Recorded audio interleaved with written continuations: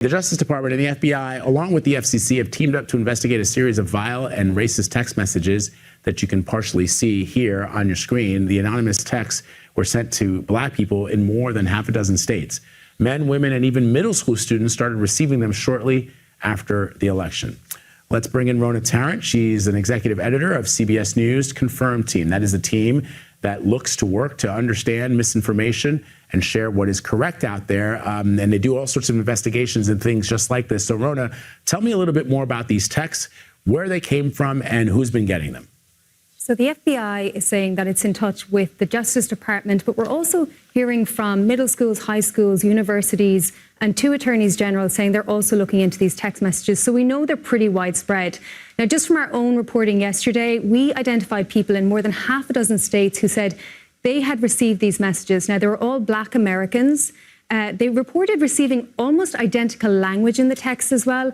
And what we also know is that these messages, you know, they address people by name and also mention their locations. All right, guys, so we got to talk about a story that is going viral involving black people allegedly receiving racist text messages in which they were told that they've been selected to pick some cotton, right? They got to show up to a plantation in order to pick cotton, okay? And apparently these text messages are being sent to black people across the country, young, old, whatever. A lot of them are young people being targeted.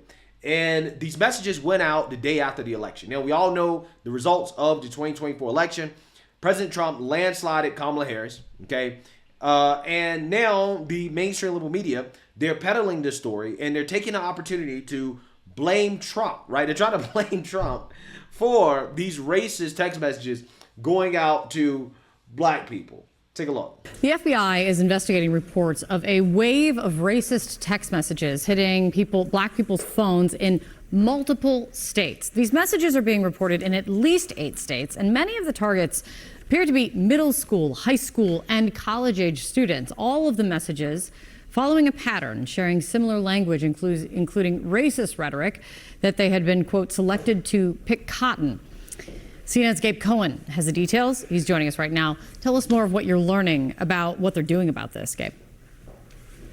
Well, Kate, first off, it looks like this is more widespread than we had expected, with people in at least 24 states now having reported receiving these messages. And these texts are not just upsetting, but they are alarming. They are personalized, and many of them specifically target black and brown individuals, some of them students, some of them children. I want to show you one of the texts. It was sent to us by a woman in New Jersey. The text has her name written at the top of it, as you can see right there, and it references picking cotton, it references slave catchers and plantations, and some of the messages specifically reference President-elect Trump. Now, to be clear, the Trump campaign has told several media outlets that they had absolutely nothing to do with this. But as you can imagine, many people are really on edge in these days since the election. I want to play for you what a Colorado mother said after her 16-year-old son got one of these texts. Take a listen. It's very tense. It's very scary for a lot of individuals. The fact that it happened the day after, Election Day, it really speaks to what I think is going on here.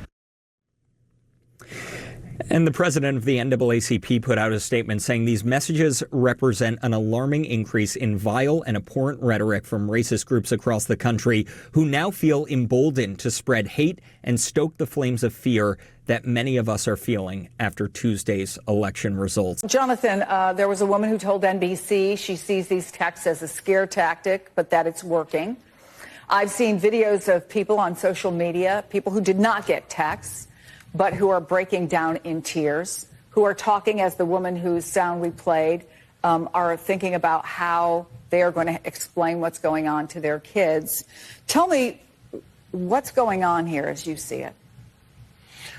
Well, on election night on PBS, after it became clear that Donald Trump was on his way to the presidency, that I said that I was concerned on multiple levels. And the first level I said was I was concerned as an African American. And I was concerned as an African American because of the rhetoric used by Donald Trump on the campaign trail, saying that he wanted to let police have a day, some sort of day of rage where they can get the crime situation under control in various cities. Well, the dog whistle there is that he's going to go after black people, and so to see that these text messages were going out the day after he becomes president-elect just feeds into the fear and concern that a lot of African Americans have about what is to come. And Chris, what is especially pernicious about this text messaging campaign is that some messages just said something like greetings. Other messages said greetings and the person's name. And so how did they get the person's name? How did they get the person's cell phone number? Where did they get this information to target specific people and now target specific people in multiple states across the country? I know we're in this moment where we're trying to come to grips with what just happened. But I don't think anyone, particularly in those of us in our profession, and I'm not saying that we're doing that here, I'm just, doing a shot across the bow to others, to not downplay the concern and the legitimate fears, particularly people of color and especially black people have as a result of the election of Donald Trump to another term in the White House. Yeah, and clearly, guys, this is why the mainstream liberal media has lost all credibility. Okay, the fact they're even covering this story, which in my opinion, it's like, is it really a story? Let's be real. This is clearly a hoax. It's a hoax. Some people call it a prank. I'm calling it a hoax. It is a hoax from the left. Okay, that's what it is. How do I know it's a hoax from the left? Well, because a vast majority of these so-called hate crimes are hoaxes from the left, right? I mean, this is some juicy smoulet type of stuff. Okay, because they want to create a narrative after Trump won the election that, minorities and women are in danger. You're in danger. Trump has emboldened all these people to be hateful towards minorities because Trump won, right? Now, this is the narrative that they're putting out there. Why are they putting out this narrative? Well, because they can't really point to any real policies under the Trump administration, the first Trump administration, that has actually hurt so-called black people and minorities and women. No, they can't point to that. Okay, so this is what they do. They go with, no. It's not just Trump and his policies. It's these random people, these random racists around the country that are emboldened by Trump being president. Those people are the problem. That's what you got to worry about, right? It's such a big issue. So now you have things like this happening right after the election, in which, again, clearly, it's a hoax. Clearly, this comes from the left. Clearly, some liberal did this, right? There's no doubt about mine. Okay, I would bet a whole lot of money that whoever's behind this is a liberal, right? And that, again, this is a hoax from the left because the liberal media, instead of doing some actual journalism, asking real questions about the timing of this in a way that's actually real, right? Legitimate questions like, does this really make sense? Like, does it really make sense to try to blame Trump? No. They take this obvious hoax, and they try to blame Trump, right? They try to spin it as an example of, see, we told you. We told you this is why electing Trump was dangerous because of stuff like this. People get emboldened. So clearly, in my mind, this is being used to push propaganda against Trump even before the man can get into office. And this is what we have to look forward to for the next 4 more years, guys. It's going to be nothing but race hoax after sexism hoax, bigotry hoax. It's going to be nothing but hoaxes.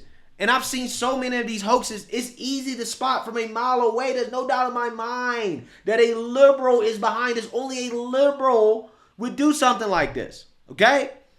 I mean, we've already seen how racist the liberals have become post-Trump being elected. Okay? These are the same people calling for mass deportations of Latino Americans simply because they decided that, hey, we want to support Trump. And they're out here saying, yeah, deport them. Get rid of them, right? We don't like them, okay? So don't sit and try to tell me that, this for sure is happening because of Trump, or that somehow, some way this comes from Trump. No. This comes from the left. I think that what has become clear after this election is that the party of racism, hate, and bigotry is the Democrat Party. Okay, that's how they started, and that's how they are today. They have not evolved, despite the narrative from the left that, oh, well, no, you don't understand.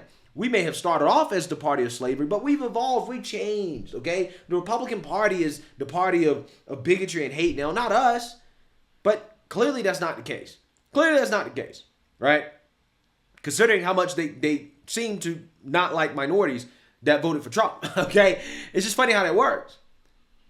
But yeah, this is Juicy Smollett, right? This is just another hoax that was created by the left in order to fearmonger against Trump. And the American people aren't falling for it, man. Nobody's falling for this nonsense, okay?